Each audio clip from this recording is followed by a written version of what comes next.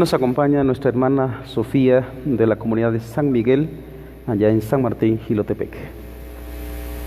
Lectura del profeta Isaías.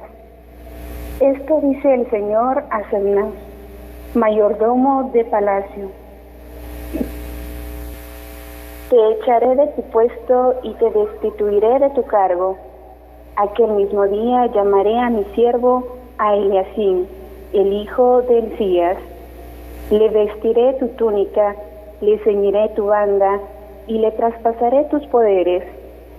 Será un padre para los habitantes de Jerusalén y para la casa de Judá. Pondré la llave del palacio de David sobre su hombro. Lo que él abra, nadie lo cerrará. Lo que él cierre, nadie lo abrirá. Lo fijaré como un clavo en muro firme, y será un trono de gloria para la casa de su padre. Palabra de Dios. Te alabamos, Señor.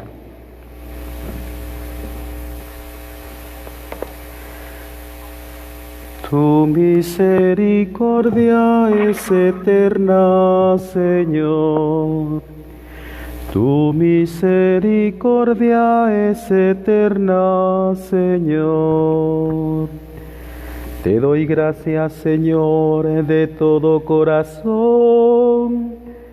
Delante de los ángeles tañeré para ti. Me postraré hacia tu santuario. Daré gracias a tu nombre. Tu misericordia es eterna, Señor. Por tu misericordia y tu lealtad, porque tu promesa supera tu fama. Cuando te invoqué, me escuchaste, acreciste el valor en mi alma. Tu misericordia es eterna, Señor. El Señor es sublime, se fija en el humilde, y de lejos conoce al soberbio. Señor, tu misericordia es eterna, no abandones la obra de tus manos. Tu misericordia es eterna, Señor. Lectura de la carta del apóstol San Pablo a los romanos. Qué inmensa y rica es la sabiduría y la ciencia de Dios. Qué impenetrables son sus designios e incomprensibles sus caminos. ¿Quién ha conocido jamás el pensamiento del Señor o ha llegado a ser su consejero? ¿Quién ha podido darle algo primero para que Dios se lo tenga que pagar? En efecto, todo proviene de Dios, todo ha sido hecho por Él y todo está orientado hacia Él. A Él la gloria por los siglos de los siglos. Amén. Palabra de Dios. Te alabamos, Señor. Te alabamos, Señor.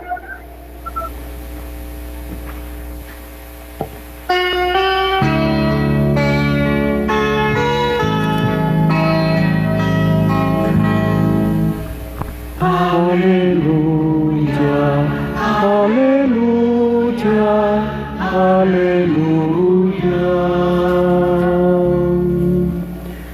El Señor esté con ustedes y con tu espíritu.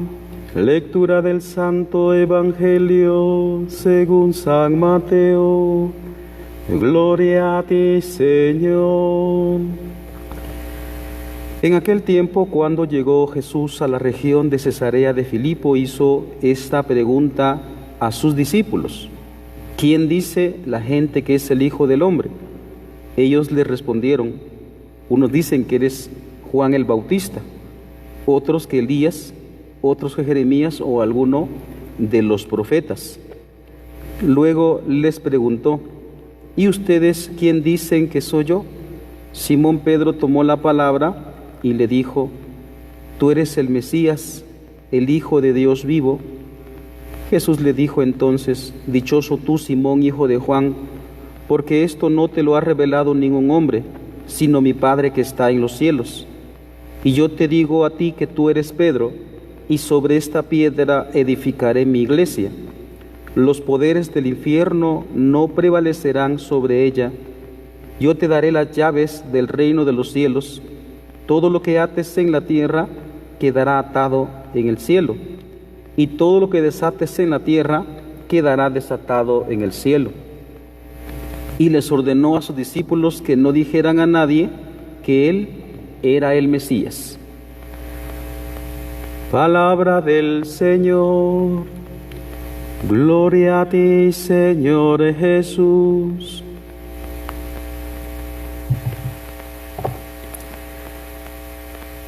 Muy bien, buenos días nuevamente, hermanos, en sus hogares, los que están participando en la Santa Eucaristía. Vamos a reflexionar en torno a las lecturas de hoy y qué es lo que nos quieren decir. Vamos a enfatizar algo, un sencillo mensaje en estas tres lecturas, y es que cuando Dios tiene su autoridad, cuando Él ejerce su autoridad, entonces Él lo hace. Así dice un salmo. Un salmo dice concretamente esa expresión que acabo de decir. Y por consiguiente, hermanos, cuando Él la ejerce, nadie puede oponerse.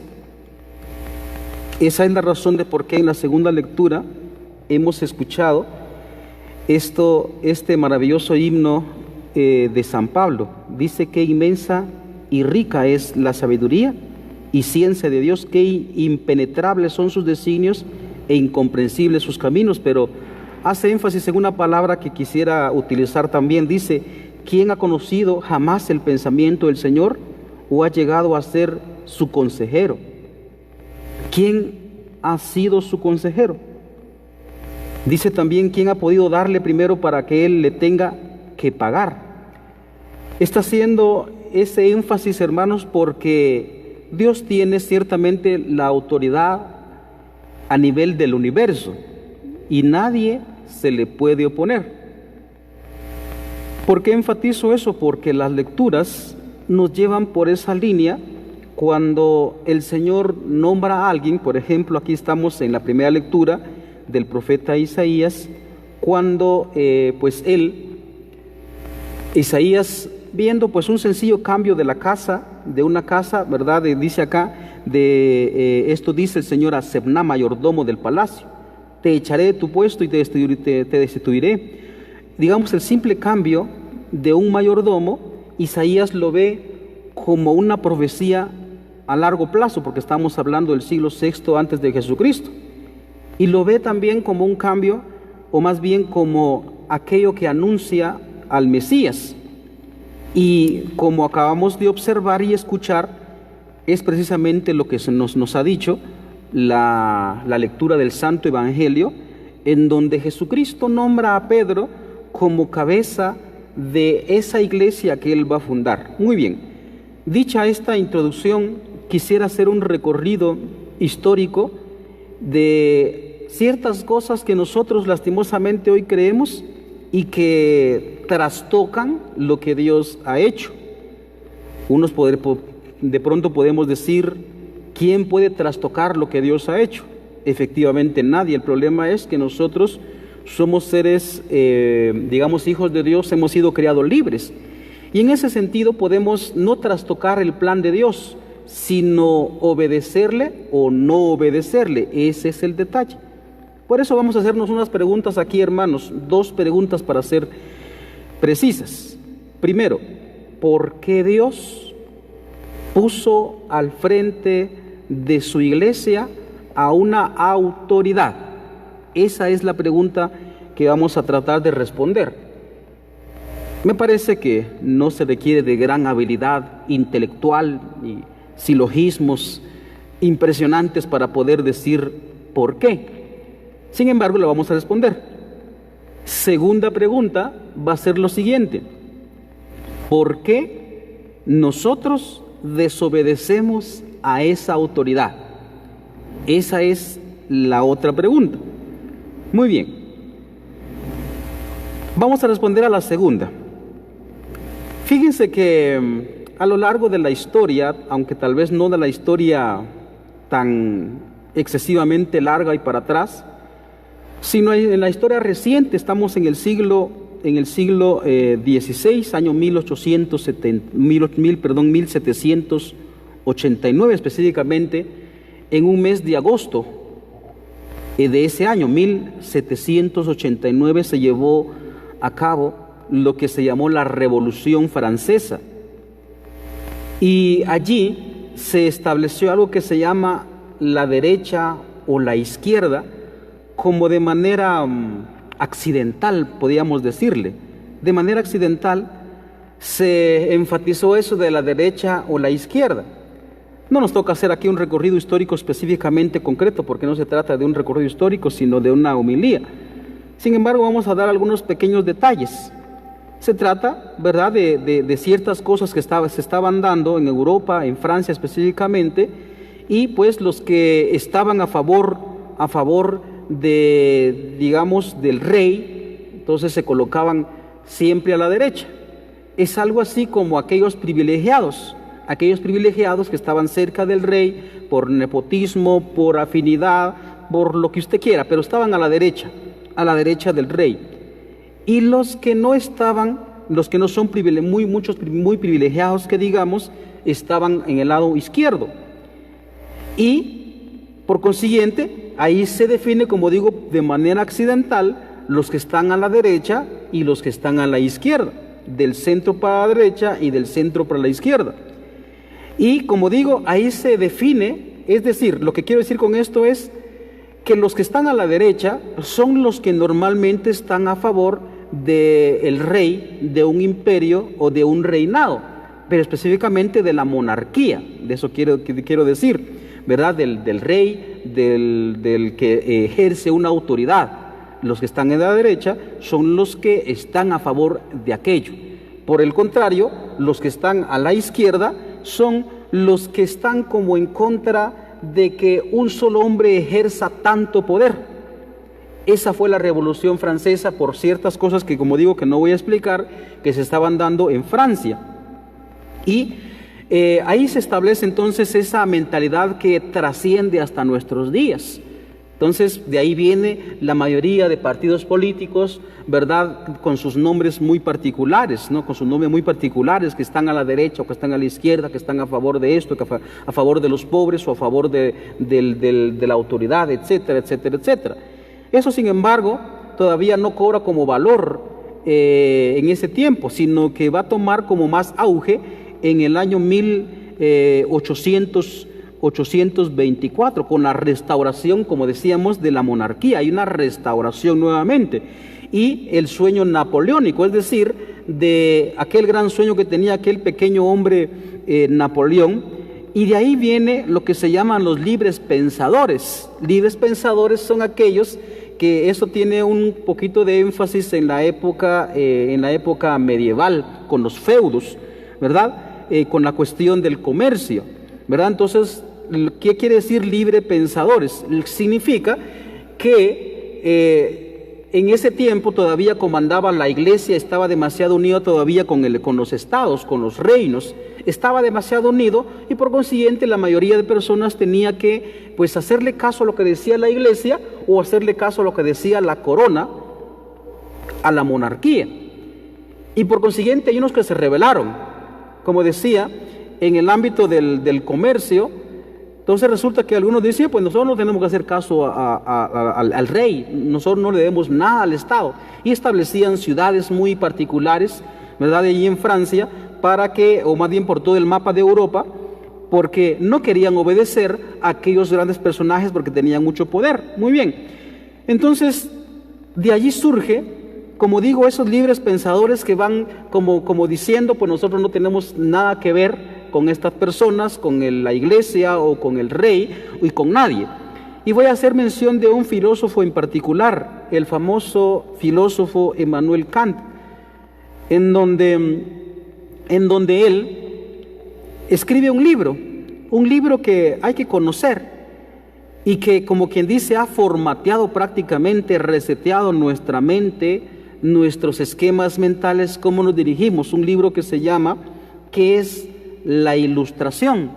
Ese es un tratado en donde dice ciertas cosas, este famoso Immanuel Kant, en donde dice: nosotros ya somos mayores de edad, no necesitamos nosotros de guías quien nos dirija en la vida, porque nosotros podemos pensar por nuestra propia cabeza, nosotros somos los que nos atrevemos a pensar por nuestra propia cabeza. Eso indicando de que no tenemos nosotros que obedecer pues a un papa, a esos obispos y a esos sacerdotes, no le tenemos que hacer caso a ellos. ¿Quiénes son ellos para mandarnos? Y por consiguiente también no le hacían caso pues ni a la corona, ni al rey, ni a algún presidente, por decirlo ya de manera latina. Entonces nosotros tenemos nuestra propia cabeza y podemos pensar con nuestra propia cabeza. Muy bien, eso es lo que se llama digamos, el auge de los librepensadores.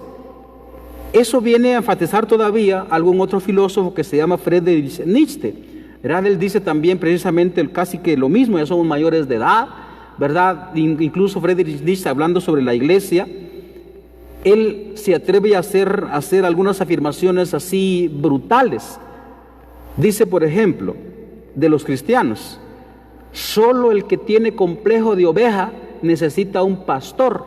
Nosotros no tenemos complejo de oveja. Nosotros no tenemos que hacer caso a nadie. Imagínense, estos, digamos, es por mencionar dos de los más radicales en algunos sectores del planeta, en Estados Unidos, por ejemplo, en este tiempo, y todavía hoy, esa palabra radical se escucha demasiado brutal. Y efectivamente suena así, ¿verdad?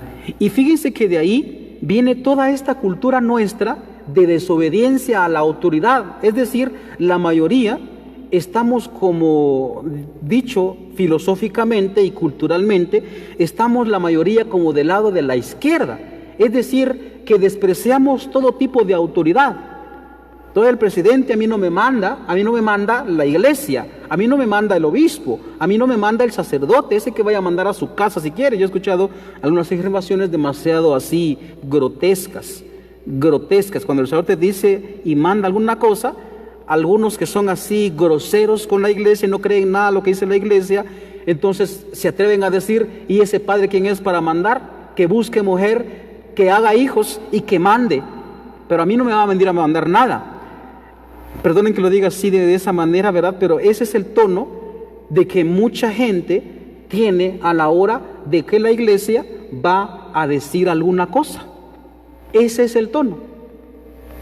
Por consiguiente, aquí estamos respondiendo lo que hemos dicho, que precisamente porque nos han formateado nuestra cabeza, han como implantado ese sistema operativo en nuestra cabeza, precisamente por eso nosotros somos tan desobedientes a cualquier autoridad. Imagínense, si eso decimos, o más bien eso dicen mucha gente, especialmente aquellos que se sienten intelectuales, que han estudiado un poquito, que han leído un libro, han leído varios libros, por ejemplo, han leído a Immanuel Kant, han leído a Friedrich Nietzsche, han leído a Feuerbach, han leído pues vaya usted a saber qué autores, ya se sienten pues completamente independientes, dicen ellos: nosotros podemos pensar por nuestra propia cabeza, no necesitamos de nadie que nos diga qué tenemos que hacer. Entonces, han implantado eso en nuestra cabeza y lastimosamente hoy la gente, aunque tal vez no tenga cultura, tal vez no pueda leer, aunque tal vez pues no haya asistido nunca a una escuela, tenemos esa mentalidad. Y de ahí viene que a gran escala se le desobedece tanto a la autoridad civil como a la autoridad eclesiástica. Y todavía, si bajamos todavía escalones, de ahí viene que también desobedecemos al jefe, al que nos da nuestro dinerito, que nos da trabajo, desobedecemos a los papás que tienen la autoridad sobre nosotros. Uno todo lo que ve con un tinte de autoridad, uno lo desprecia. Si me están viendo jóvenes, están participando en la Santa Misa, dense cuenta de dónde viene eso. De ahí viene, me perdonan los hermanos no católicos, de ahí viene esa expresión que dice religión no, Cristo sí. Equivocadamente no se dan cuenta los hermanos protestantes de que ese caballito de batalla lo tomaron los pensadores, esos pensadores, libre-pensadores, que son en la época liberal y neoliberal. Liberal significa que tenemos que despojarnos de la iglesia, nosotros nos vamos a liberar de ese yugo, de ese mandato, nos vamos a liberar. Entonces los hermanos protestantes, tristemente, ellos no se dan cuenta cuando ellos utilizan esa expresión, ¿verdad? Ninguna religión nos puede salvar, solo Cristo sí. Entonces dicen ellos, utilizan esa palabra religión, ¿va? Y eso lo han sacado de terminologías políticas. Pero bueno, lo que estamos respondiendo es esta pregunta, ¿por qué desobedecemos? Bueno, precisamente por eso. Pero si nosotros, digamos, hacemos realmente, pensamos realmente, nos vamos a dar cuenta de que esa es una plataforma falsa en la que se está desenvolviendo la vida el día de hoy. Y por eso tanto sufrimiento que le viene hoy, especialmente a la juventud, a la muchachada, porque no saben obedecer. Tienen eso en la cabeza: usted no se meta en mi vida, mamá, usted deme mi espacio, yo no meto en su vida y usted no se meta en la mía. Y por eso precisamente dan tantos, disculpen la expresión, ranazos, porque hacen lo que les venga en gana, lo que su corazón, entre comillas, les diga, y cuando ya han avanzado en cierta edad, se dan cuenta de cómo han actuado, y por consiguiente están sufriendo demasiado. Como sacerdote les puedo decir de que todo el tiempo, constantemente, ¿verdad?, me están llegando llamadas, que no digo que no llamen, ¿verdad? Me están llegando llamadas, mensajitos de WhatsApp en el chat, etcétera, para preguntarme: padre, ¿qué puedo hacer? Yo hice esto, yo hice lo otro, y ahora no sé cómo salir. Bueno, la respuesta es bien sencilla. La respuesta es: se metieron en eso porque no supieron obedecer. Vamos a hacer un paréntesis en este momento. Alguno que, como digo, que de pronto estudia, podrá decir, incluso objetan, y tienen derecho a hacerlo, dicen: a esos padres hablan así para manipular gente, para manipular a la masa. Eso también está lamentablemente en nosotros. Nos dicen cosas como lo que estoy diciendo ahorita y lo califican de manipulación. No es manipulación, sino es para ver el bienestar de todos nosotros como seres humanos. Observen, por favor, el comportamiento, vamos a decir esta palabra sin ánimo de ofender, por favor, esta expresión. Vean los animalitos en la fauna. Vean cómo un elefantito obedece a su madre, que tiene que cruzar un río peligroso, cómo lo instruye. Observe cómo se comportan los cachorros de leona o los cachorros de tigre, y así diferentes especies. Obedecen a su manada. Si se salen de su manada, son devorados por las fieras. Por ejemplo, una manada de ñus, si las crías se desapartan de su manada, son devorados por las fieras. Cuando están albergados en torno a su manada, entonces esos animalitos perviven. Hay un porcentaje bastante elevado de que cachorros de ñus, de muchos animales silvestres, no llegan a ser adultos, precisamente porque se desviaron de su camino. De ahí viene la parábola de Jesucristo que dice: la oveja perdida, porque siempre hay algún animalito que se desvía y ¡cras!, que le cae el lobo para devorarlo, ¿verdad? Aquí no tenemos mucha como esa cultura, pero me he referido de manera general a este ejemplo porque nos damos cuenta entonces a dónde nos lleva la desobediencia. Hacia los animalitos, que también son parte de este mundo, les pasa eso si desobedecen a su manada o a su parvada, en el caso de los volátiles, de los que vuelan, entonces son devorados por las fieras. Pues nosotros también formamos parte de este mundo, y por eso es que necesitamos una autoridad. Entonces, no por nada Jesucristo dejó instituido una autoridad en la iglesia. ¿Por qué? Ya he respondido entonces, por consiguiente, a la segunda pregunta que hemos dicho, de por qué desobedecemos. Porque tenemos eso en la cabeza, eso que nos han dicho hombres que no son cristianos, hombres que han sido ateos. Emmanuel Kant no fue ateo, pero le dio todas las armas al ateísmo. Friedrich Nietzsche sí, él fue abiertamente ateo, y no solo ateo, sino antiteísta, es decir, él lucha contra todo lo que significa religión y fe y creer. Él lucha contra todo eso, y nosotros tenemos eso lastimosamente en la cabeza, y por eso nosotros nos atrevemos a desobedecer a la autoridad eclesiástica, a la autoridad civil y a la autoridad legítima de nuestros papás o de nuestros hermanos mayores, o todo aquel, el maestro, o todo aquel que ejerce una autoridad. Nos atrevemos a desobedecer, y por eso nuestra vida tiende a frustrarse.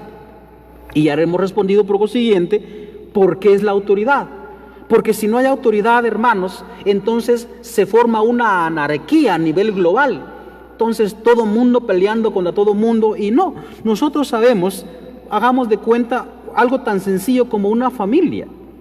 Entonces en la familia se necesita una autoridad para poder convivir y pervivir. Entonces, si no hay autoridad en la casa, cada hijo hace lo que sea, así no se puede vivir. No se puede. Entendámoslo muy bien, hermanos, especialmente juventud de hoy.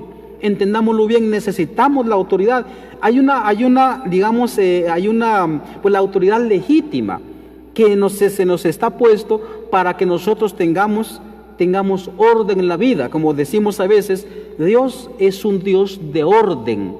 Y en el sentido, como decía un santo, si tú tienes orden, el orden te guardará a ti. Te guardará. Entonces Dios es un Dios de orden, no por nada, por consiguiente, Cristo dejó la autoridad de la iglesia que Él iba a fundar, y la fundó. Muy bien, dicho todo esto, respondiendo a esas preguntas, vamos a ir como culminando con los siguientes dichos o expresiones, o como usted lo quiera llamar. Hoy, como digo, ya por esa mentalidad que hemos descrito acá brevemente, tendemos a desobedecer. Pero por más que nosotros quisiéramos trastocar lo que Dios ha hecho, no lo podemos. Personalmente, unitariamente, individualmente, si nosotros desobedecemos, bueno, pues desobedezca. Si no quiere obedecer, bueno, pues desobedezca. Pero sepa que el plan de Dios va a seguir adelante, porque esto es el orden que todos debemos seguir. Y por eso es que, como digo esto, lo digo desde la Escritura, como dice hoy San Pablo, ¿quién ha conocido jamás el pensamiento del Señor, o ha llegado a ser su consejero? O sea, ¿quién es el que sabe más? ¿Dios o nosotros? Efectivamente, Dios. Dios. Si lo miramos nosotros nada más así desde el aspecto humano, uno de joven, la gente joven, se siente que sabe más que el papá y que la mamá, porque maneja la tecnología. Vos, papá, no sabes nada. Incluso la sociedad a veces lo cree. Yo he escuchado, y me imagino que todavía se dice por ahí, como ya tengo ratos de no escuchar radios seculares, una vez que iba en cierto vehículo, que el dueño del vehículo puso pues una radio ahí, no sé qué. Entonces decía una expresión, el locutor, pues tan sencillo que hasta los adultos lo pueden manejar, haciendo de los adultos tontos. Eso diciendo que los adultos son tontos, y que los que realmente saben son los que manejan la tecnología, y son la gente del siglo XXI. Y muchachos y muchachas, no pensemos que nosotros somos más inteligentes porque manejamos la tecnología, y manejamos sistemas operativos, y manejamos toda esta cuestión tecnológica. Eso no nos hace más inteligentes. No, precisamente porque hacemos eso, nos va tan mal en la vida. Pensémoslo bien y van a ver. Digo una vez más, no estoy diciendo eso porque soy sacerdote y para manipular gente, peor todavía, para nada, sino para el bien de ustedes. Para eso lo decimos. Muy bien, vamos a ir concluyendo entonces. Fíjense que en este tiempo, precisamente por esa mentalidad que ya sabemos que todos tenemos, entonces de ahí prevalece hoy mi opinión, mi corazonada, lo que yo creo, lo que yo pienso, de ahí viene todo eso. Entonces, pero esto ha hecho de que también se ataque tanto a la autoridad, tanto civil, ¿verdad? Se le ataca hoy brutalmente muchas veces, ¿verdad? No digo que la política esté completamente sana tampoco, pero tampoco digo que esté completamente podrida. No es así. Habrá entre el montón de políticos alguien que quiera ejercer bien su trabajo de servir a la polis, de ahí viene política, de servir a su país, a la sociedad, a un país, lo quiera servir y lo hace, se ve. Otros muchos efectivamente pues no, ¿verdad? Entonces, pero sin embargo tenemos que obedecer. Eso dice también, hablando de la autoridad civil, lo dice también San Pablo, segunda carta a Timoteo, capítulo número 2, oren por las autoridades, por todo aquel que está investido de autoridad. Pedro también dice, ¿verdad? Toda paternidad y toda autoridad viene de Dios y son autoridades legítimas. Si ellos hacen lo que no está bien, bueno, pues ese es problema de ellos. Nosotros podemos reprenderlo, pero cuando estamos en sintonía con la verdad. De lo contrario no podemos hacerlo, solo por contradecir no podemos hacerlo, ¿verdad? Entonces, como digo, se ataca a la autoridad civil y asimismo también se ataca a la autoridad eclesiástica. Yo recuerdo, ahorita que estoy dando unas clases de matrimonio, me he puesto a estudiar y estudiando unas cosas acerca de la intimidad en el matrimonio, resulta que el Papa Pablo VI sacó un documento que también por supuesto lo estudié en el seminario, ahorita se lo estaba recordando, ¿va? El Papa Pablo VI sacó un documento que se llama la Humane Vitae y lo atacaron pues la sociedad brutalmente. Y ese Papa, ¿qué es lo que se cree? ¿Qué es lo que sabe? Ya como que él fuera científico, no sé qué, y lo atacan brutalmente. Incluso no solo fuera de la iglesia, sino que también en la misma autoridad eclesiástica adentro lo atacan al Papa.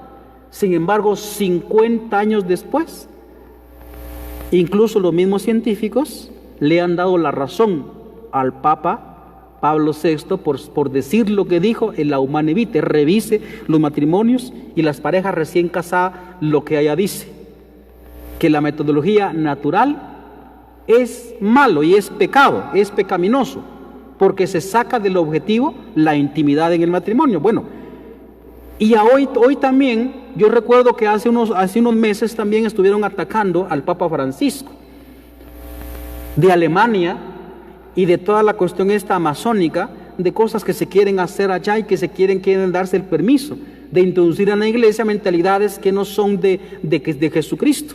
Jesucristo ha definido el matrimonio, es un hombre y una mujer, y eso lo están atacando, que quieren meter en la iglesia. Incluso han amenazado al Papa Francisco de que si no acepta el lobby LGBT dentro de la iglesia, pues entonces pues nosotros nos apartamos de la iglesia. Están amenazando así como este, ¿verdad?, de la iglesia anglicana, al rey Enrique VIII. Si el Papa no aceptaba su matrimonio con aquella otra mujer que no era su esposa, entonces se desligaba de la iglesia todo aquel país. Y el Papa respondió, pues me va a doler mucho, pero yo no puedo aceptar eso. Vaya usted e hínquese delante de Jesucristo y a ver si Él le acepta entonces el hecho que se case usted con otra mujer. Y se desapartó Enrique VIII. Así están amenazando hoy al Papa, lo atacan, ¿verdad? Porque creen que está equivocado, porque cree que el Papa, ellos creen que el Papa pues es un atrasado, y no.